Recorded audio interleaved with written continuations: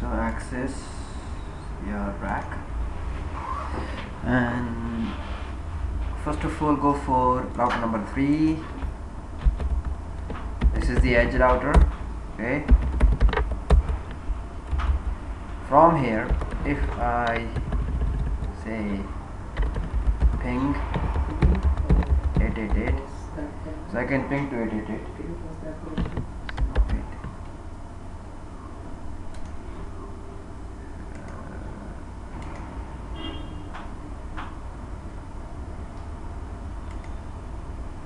So right now router 3 can access internet, which is 888. So 888 is configured on R5. This is the internet router.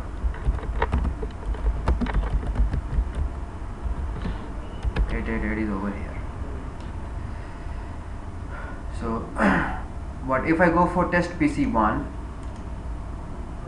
Test PC1 will not able to access 888 because it is originating traffic from VPN 10. So ping 8888. Destination is unreachable. So it is reaching to the gateway, but now I do not know how to send traffic over this VPN 0. So to do this, first of all we will enable NAT on R3. So I will go for the template. I will go for feature template. I will go for the interface, which is going to the internet. Edit this.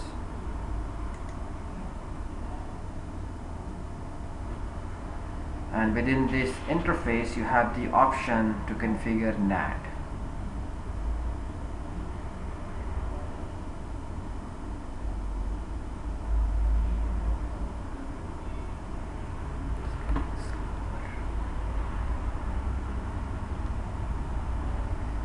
Yes, there is the option to configure NAT. So by default NAT is off. You have to be enable this global, and there's a one-line command into the interface NAT, and NAT meaning this is bad. Refresh mode, refresh mode meaning how to clear, from which side you want to clear the entry. Automatic, outbound. Refresh mode is you have the outbound, and the second option is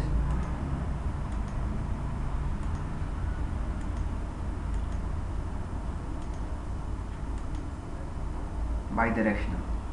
Bidirectional meaning both side, on the both side refresh the table, NAT table.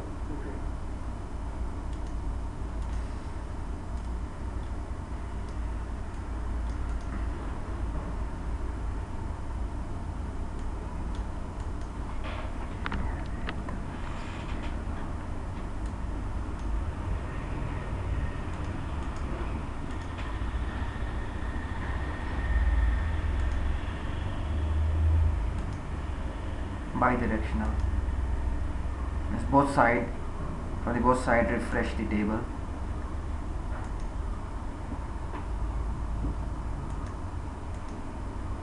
Next you have the default fields, UDP timeout for 1 second, Steve. This is block ICMP. So I want to test ping. By default it is blocking ICMP error messages. So I want to say do not block, meaning off. I also want to check the reply, respond to ping. By default it is off. I will say on. This portion is talking about if you want to configure dynamic NAT. So specify the range. This portion is talking about if you want to configure port forwarding, and this is your static NAT.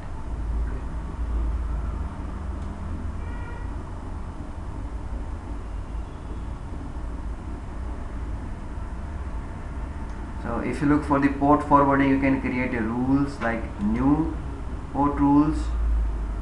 This is start range and end range. You can give the range. So let's say the port number is what, 80, like this, 80, can we do the telnet 23. You can also give the range, I mean 22, 23, port range, start range. Then protocol is for TCP or UDP. Then which VPN, for the VPN 10, and what is the private IP of the VPN 10. So this is 172.18.30.10. This is the private IP meaning server IP address. Okay, so for start range and end range you gave 23, right? Yeah. So you can also give the same port, you can also give the range.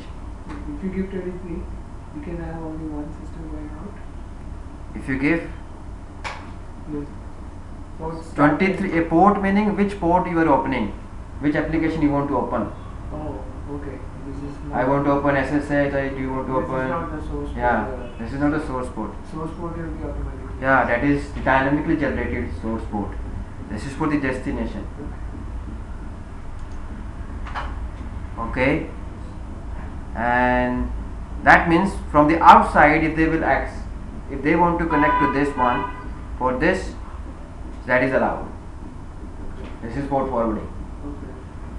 Add this.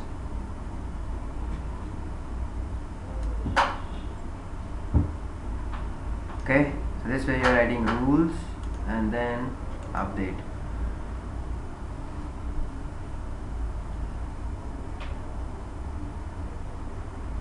This is going to be applied. Next. So what is the command? Click on R3 on the link which is going to the internet. You have the one line command, this one, NAT. Refresh mode is bidirectional. You are saying no to the block ICMP error, you are saying yes to respond ping, and this is port forwarding. Port start 23 and is this, protocol is this, private VPN is 10, and then private IP address is this. So you have one public IP, and then this is doing the translation to your private IP address using port number out to N. So right now I have enabled the NAT, but I'm not telling anything to the VPN 10 that how do you go to this VPN 0.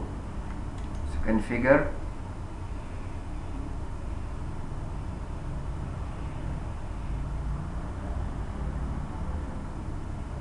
This same thing I can do on R1. This is by using CLI.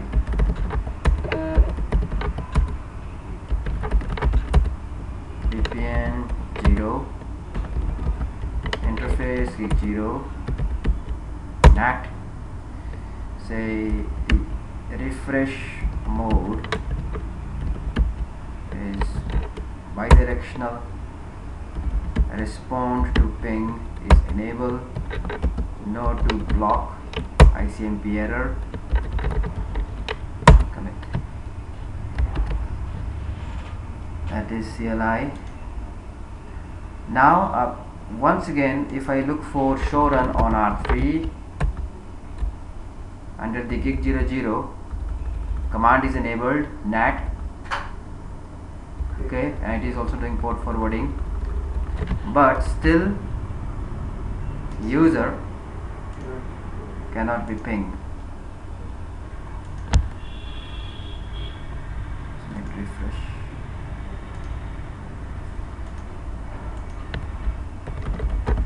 Ping to 888. Continuous ping. Still it says destination is unreachable. So now what I need to go to the VPN 0, sorry VPN 10 template for the R3. Feature R3 VPN 10 template, add it,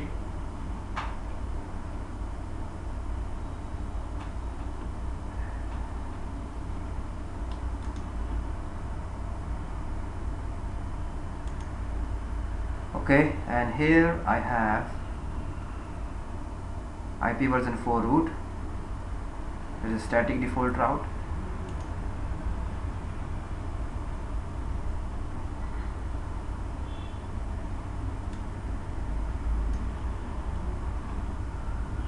New route.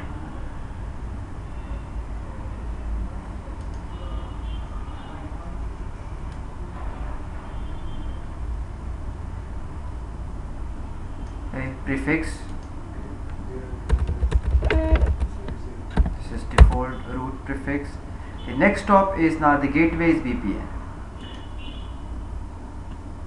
and it always will be the VPN 0. So you have to be say enable VPN. Enable VPN meaning VPN 0. Oh, okay. Cannot be other. Yeah. There is no other route linking option to the Yes. Okay, so once you do this, click add. Okay, then update. This is going to be create the default route under the VPN 10. If you see the preview under the VPN 10, this is the command IP route. The next stop is VPN 0. Configure.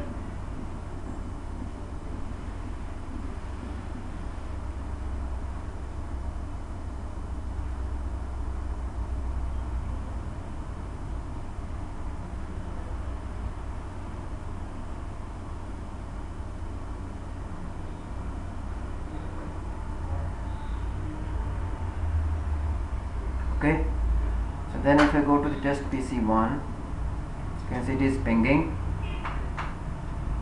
If I go to the R3, show IP NAT filter, this will say the I want to see from the VPN 0 source. I want to see the VPN 10, this one. IP NAT filter for the NAT 0, VPN 10 protocol ICMP, source is this, destination is 888, these are the port number. So public source address, this is translated. Your source, private source is translated with public. Destination, public source port, public destination port, state is established. So this way it is maintaining a NAT cache entry or the NAT tables. The same thing I can do. So you have given the 2323, right? The port rates. That is for the outsiders. Yeah, so from R5, can you do telnet? On R3, maybe on R3 telnet is not enabled. So we'll do on a different page. I say, yeah, but if I send traffic, telnet to what? Telnet to 172, 50, 35.3 for the port number 23. It is trying. Go to R3. We'll create a tables.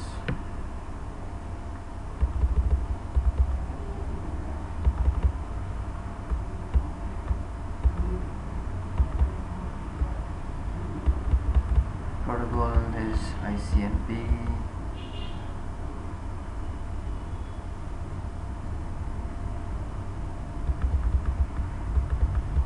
UDP.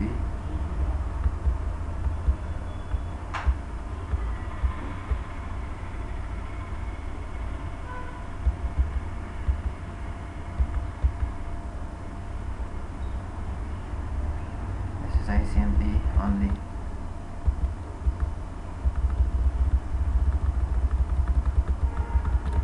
This is ICMP only. Same thing I will do on R1. So this will be under the BPN 10, not this, no, BPN 10 IP route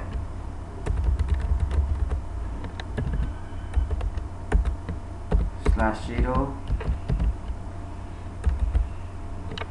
BPN 0.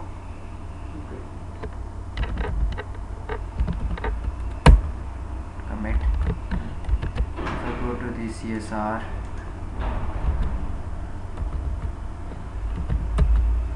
this is behind the HQ. Ping 888.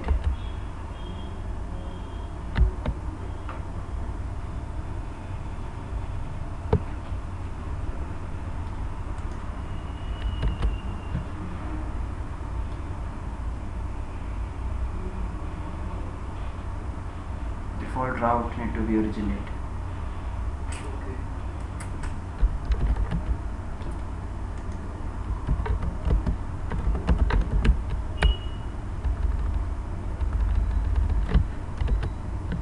Go to R1. Router SPF. Yeah, the command. Yes, default information.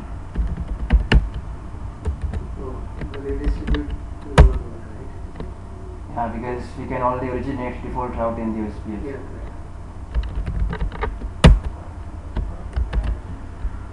Let's go to CSR. It should have the default route. It is pinging 888, right? So now what we will do here on router 3 perspective, if I do the trace route, okay, so far it is only local on both sides.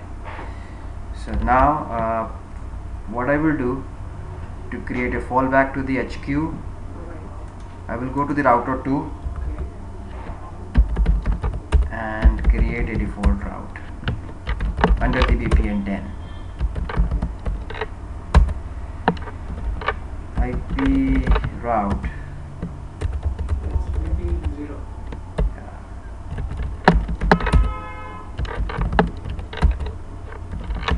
IP route 172.33.11.10.1.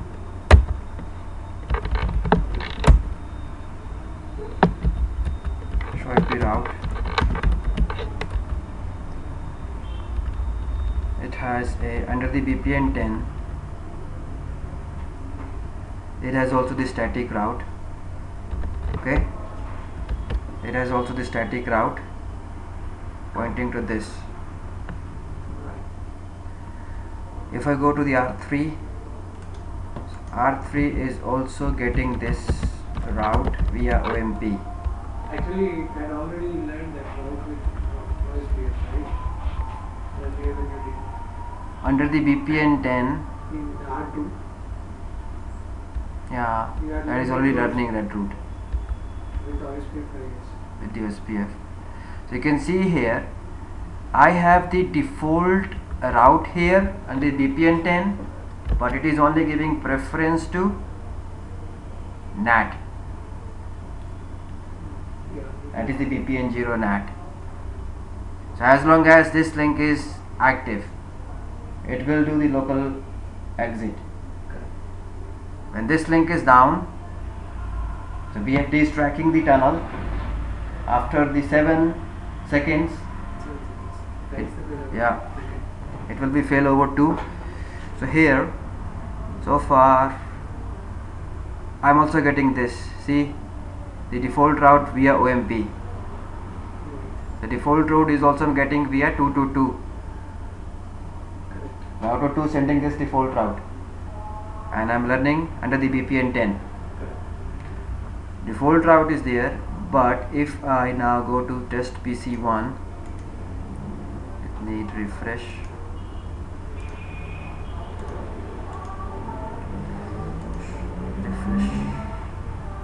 And do the trace cert to 888. It is going direct out. Next I will shut down the interface. I need to go the template.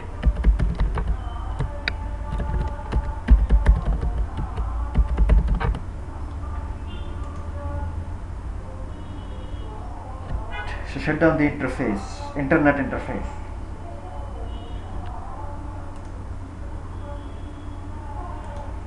So go to template.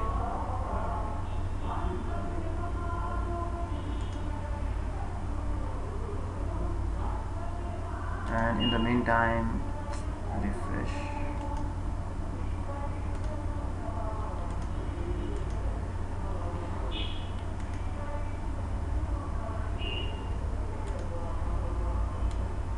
I'm doing the continuous ping.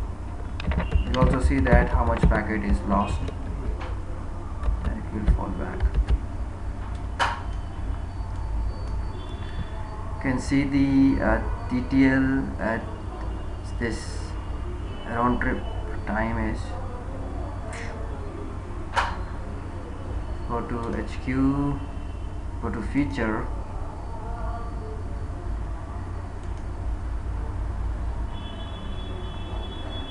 go to the internet, add it,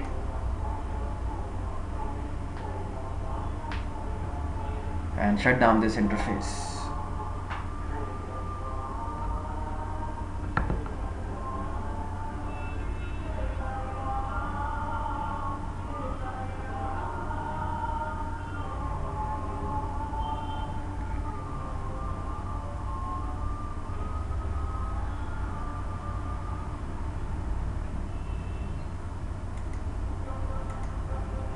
Say yes, shut down,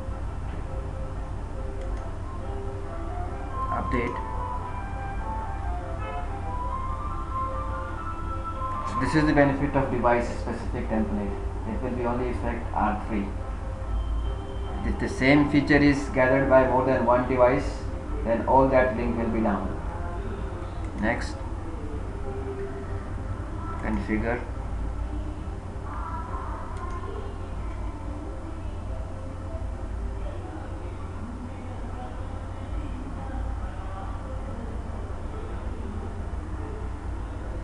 The link which is going to the internet is going to be down. One packet loss, one packet loss. That's it. So approximately 7 seconds the VFT hold down times. So VFT sending every 1 second props to the other side. So now what I will do here, I will do the refresh.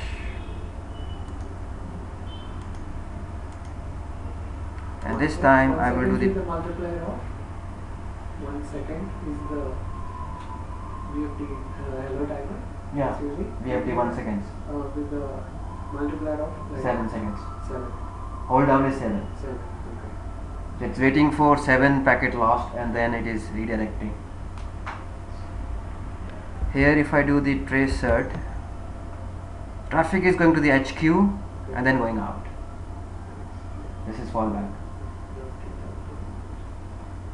Okay? Yeah. So take a lunch break now. The continue. One quick question. Yes. You can stop this recording. Do the de-attachment.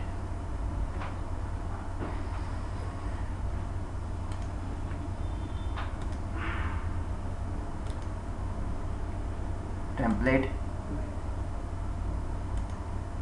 R3 device template. De-attach. De-attach this. De-attach. So this is the individual de-attachment. Suppose you gathering under the device template 10 devices, but which device you de-attaching? Only one specific device. So the normal practice is if you have 50 sites, you will have that default template you will create, right? You will gather, take all. So normal practice is the how do you designing or the what you will do. I prefer device specific. Device specific means you can. Initially one time overhead. So create a device specific device template. That means if I. 1000 router, create a 1000 device template. Okay. Most Let's say R1 to R2. most preferred approach, but most time consuming process. But this is a one time overhead. Later on it will be make your easiness to change policy, make policy. It will be affected on that specific routers. So if I have like R1 to R50, I'll create R50 device template. device templates. This is the first approach, which is my recommendation. Got it. So that is what exactly that. Let me now this pause, resume. So if I go to the sorry,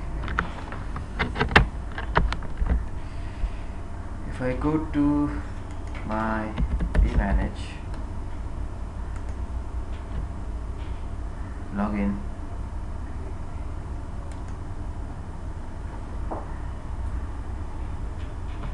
vmanage login.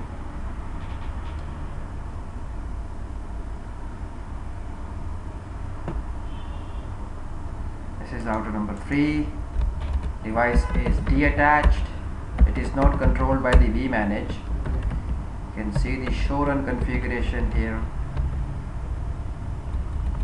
So these are the changes you have done. The latest configuration is NAT. Okay, that's still there. So NAT is still there. The after that we have also shutdown. Shutdown also still there. Okay. Go to the HQ server. This is not now the controlled by the vmanage. It is now autonomous device. So you can make changes here. Like suppose you go to here, you set VPN 30, you set commit. So it is committed because it is not controlled by the vmanage. No VPN 30 and commit. So now what I will do, I will let's say 3 or VPN 30 and commit it. Okay. So VPN 30 is here by the CLI. Okay. I will attach template now again. Okay, before that, can you give show run complete? Show run or show IP route. Show run complete. Show running complete. So, along with whatever was existing, it added VPN 30, right? Yeah, Okay. there is VPN 30. Okay. HQ server, devices. We can also confirm that device is not managed by the vmanage. So router 3, and router 3 is mode ACLI. Right. Go to template and attach again. Right now this template is not attached to any devices. Right. Attach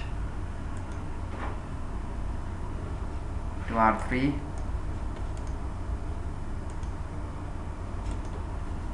And the console, attach it.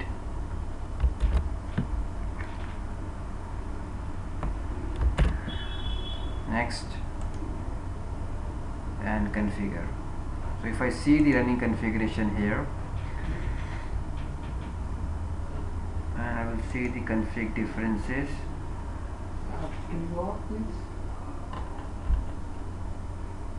Yeah, it's showing us chassis number. This one. Yeah, will be- this is not making any difference. Okay. Okay. See, VPN 30 will be removed.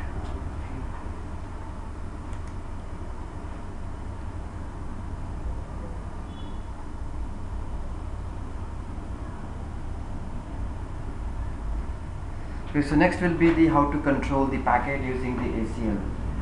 Packet control using ACL.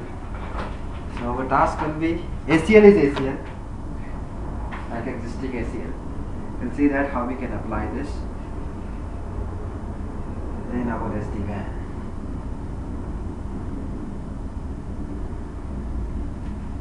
So you have, this is my router number 3, this is router number 4, that is service, these are the service VPN. So VPN 10 here, subnet is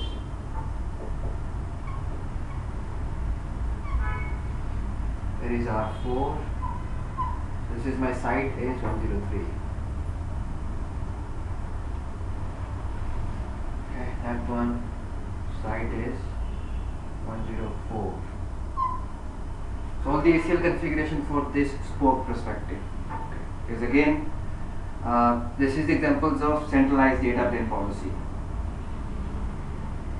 So I will apply on only on these spoke sites. Okay. Here I have ISP. There is I have PLS, and there is a HQ site. R1, I have the R2, that is, okay, here is I have the prefix 192.168.1.1 HQ prefix. Okay.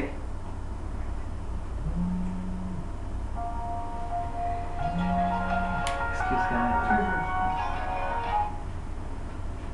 Hello. मैंने start कर दिया कितनी okay शाम को कर दूंगा 5 बजे तब तक तो चलेगा नहीं रात के 12 बजे होगा डीएक्टिवेट कहाँ पे अच्छा हाँ नहीं होता है सिग्नल आ जाएगा मैं कर दूंगा यहीं से कर दूंगा हाँ ठीक है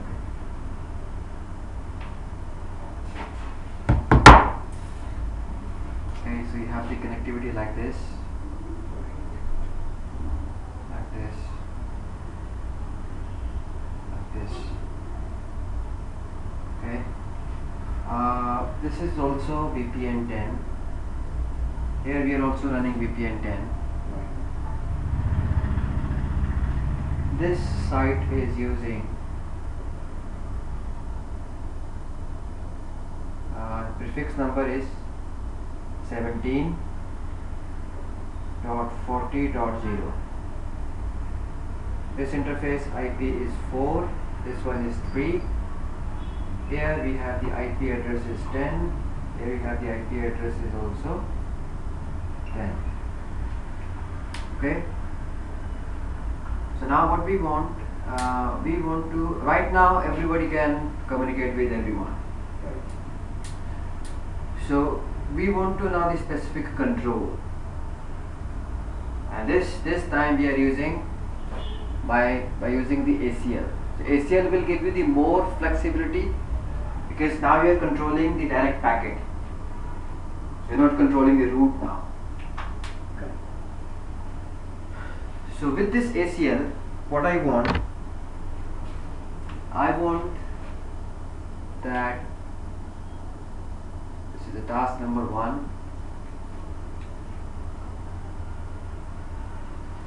I want traffic going to the HQ site should be allowed from the branch perspective. So allow HQ prefix 192.168.1.1. Okay. And all this rule for this branch perspective, ACL for affecting to only branches. In this case, branch site are 103 and 102. And HQ site is 102. Because this is the centralized policies again applicable for VPN and sites. when you apply this. One more thing regarding the ACL. So you can apply ACL in the direction from service to transport, okay, and transport to service, sdwan ACL. That means, suppose if I have centralized ACL, right? Suppose if I have more than one interface here, so service to service ACL is not allowed, I mean not supported. So then you rely on localized ACL. But centralized application is only, the direction is service to transport, transport to service.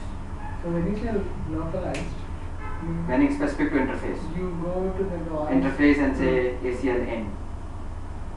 Okay. IP access group ACL in on that interface. That has to be done through CLI or can be again done through template? Both options are available. Okay. So Device specific meaning, you can configure device by using CLI, you can configure device by using template. Okay. So The the difference configuration is is not more in how you configure them, Yeah. but how that is being applied. So local means directly Specific on to the interface, device. yeah. Direct, specific to devices. Centralized means okay. Applicable to vSmart. So the local one, if we apply local one, even if it reboots and comes back, is it gonna retain that? Yeah. Okay. Yes. Centralized one Yeah. will not, right? Yes. Okay. So then, once you understand this information, this will be the direction, service to transport, transport to service. And the second I want, rule number 2. So ACL is, vSmart is looking for these ACL rules in an order from top to down. So most specific entry should be on the top. You have to be right in that way. So the second you say, block all private IP range.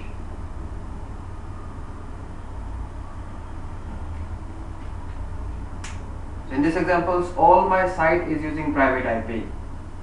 So I don't want the communication between these sites. I'm blocking all the private IP range. Okay. Okay, this is what whitelist model. Now I'm going to make a control according to the requirements. But when I apply this is also my private IP range. But when the vSmart is processing this, it will say rule number 1 is allowed because it is written on the top of the Sequential order. sequential orders. Now, so I have applied. So block all IP private range, but I do not want to block the internet traffic. Any alloy. So there is implicit deny at the end of each ACL. Same thing. So if I say default action is, in the rule number 3, default action is accept. This is taking care of the internet traffic. Traffic destined to the internet will be allowed, but traffic destined to the private IP addresses, that will be blocked. Okay. Now, I have applied this ACL to all my affected spoke site, applicable to all, in this case applicable, I want to apply for these spokes. Later on I decided from this is, suppose this is my client and that is my server here, client server. Because with this ACL, this user is not able to communicate with this server. Okay, that is under the private IP range. And now I said allow from this client to that server, allow the native file service, which is your CIF, Common Internet File System. And CIF is using here. Later on I decided allow CIF, which is TCP base and using the port number 445. Okay, Source will be this, destination will be this. Now in these examples, in which order I will write this rule if I want to implement. I do not want to change the existing policy, and I want to allow this from this client to that server SIP service. You can put source and destination, right? Specific source. No, my question is that if I apply this thing, later on I decided I want to allow the SIP service from this source IP to that destinations. In which sequence number I will write this entry in the existing ACL? Should be above 2. Above? 2. Yes. So here, suppose this is my rule number 3, that is my rule number 4. My rule number 2 will be allow the SIF service. SIF from sources 172.18.30.0, destination is 172.17.40.0 for the port number 445, for the protocol number 6. This is TCP protocol number 6. Now see, ACL here is in sdwan is stateless in nature. Okay. Stateless. Like it's not. When the traffic is going to destination, I mean when the traffic is going to the destination sites, the case is applied not for when the traffic is going to the internet. So stateless in nature means it is not maintaining any state. Yeah, no state entries. Yeah, this is what we have in the Cisco iOS, stateless, not Yeah. making any state. Unless you create the recursive ACL. Yeah. So here what will happen when you create this entry, source is this, destination is this. So when this user will initialize traffic to there, this is the outgoing traffic. So how would you now allow the return traffic? So does it have a direction when you apply it? Yeah. So direction is what? Service To to transport. that's how we Yeah. are applying this. Yeah. Service to And transport to these spokes. So any source to headquarters allowed. Then the second rule, this server to DAC 1 allow. Yeah. So the return will be from transport to service, right? From this service to back, because server is available in my service VPN. Correct. So yeah, so You have to make two entry for this. Oh, because while coming back, Yeah. the server will be the source, which is already not part Correct, of that. correct. So then, in order to implement this task, you have to create two rules. Because if we don't do it, R4 is going to drop it, right? Not the R4.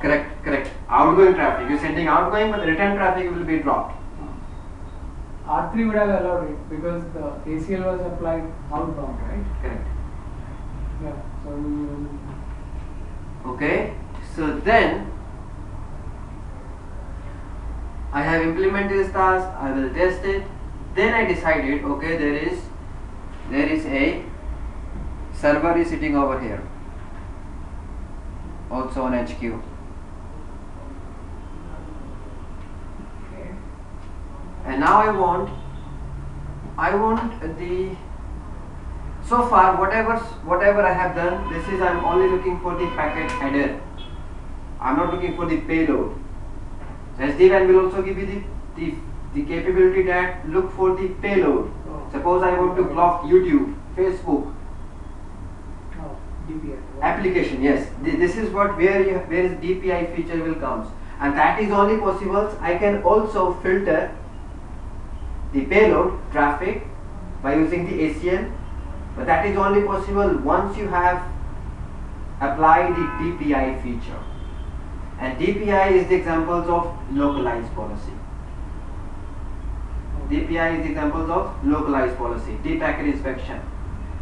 So once I will apply this, so first in order to, suppose there is a FTP, this is my application, Okay. and I want to filter this FTP application. This is the application payload, right? I will say deny FTP data FTP control. This is only possible once you enable the DPI. So the sdwan is also providing the application level payload filtering, but the condition is you must be enable the DPI, which is known as the packet inspection feature. And DPI is the examples of localized policy. When the DPI is enabled, whatever traffic is going through this router, it can monitor this and will take action accordingly. So here, suppose I want to retain all this task and also want to deny this FTP, where I will write this rule in this ACL. You want to continue whatever Yeah. it is, plus you have to allow server. Plus deny this FTP service. Deny the FTP service. This will go top of the this. This will be the rule number 1. Or to the 192.168.1.1. Yeah, Except FTP, you need to allow everything, correct. right? Then first line. Okay, the first line. Yes. And assuming that this one is using, So this this one. one is, I'm not taking examples of this one, so then I will take examples of this traffic 172.33.110/12, which will be over here.